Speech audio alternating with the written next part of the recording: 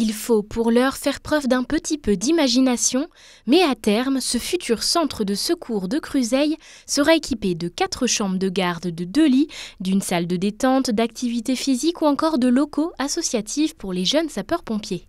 Une nouvelle structure qui s'est faite désirer, ce centre est attendu depuis près de 30 ans.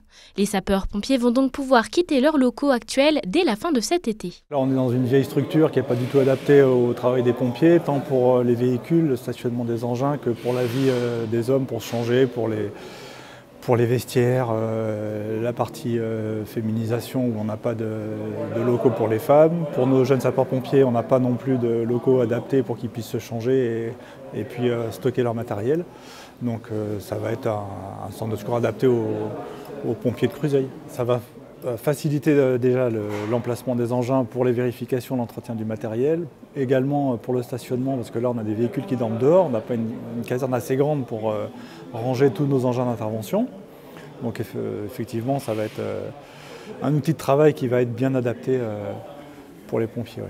Ce centre de secours d'une superficie de 1403 m² va accueillir une cinquantaine de sapeurs-pompiers, que ce soit des professionnels ou des volontaires, et 8 engins pourront être garés dans cette remise. Représentant 4,4 millions d'euros hors taxes, ce projet s'inscrit dans une démarche plus vaste de modernisation des équipements du service départemental d'incendie et de secours de Haute-Savoie. Il y a un plan, ça a déjà été présenté dans le cadre du nouveau SDACR que j'ai lancé avec la construction ou reconstruction d'une quinzaine de casernes modernes avec des regroupements parce qu'on a des difficultés à avoir des pompiers la journée. On a un casernement qui est très vieux, qui n'est plus du tout adapté à la féminisation.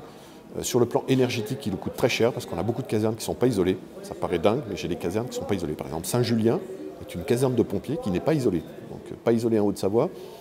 Je ne vous dis pas, j'ai certaines petites casernes en station qui me coûtent 100 000 € d'électricité par an. Donc c'est plus tenable en 2024. À Cruseilles, le nombre d'interventions augmente de 100 à 150 par an, dépassant les 1000 opérations de secours. Cette nouvelle structure va donc faciliter le travail des sapeurs-pompiers dans cette zone où l'activité s'accroît.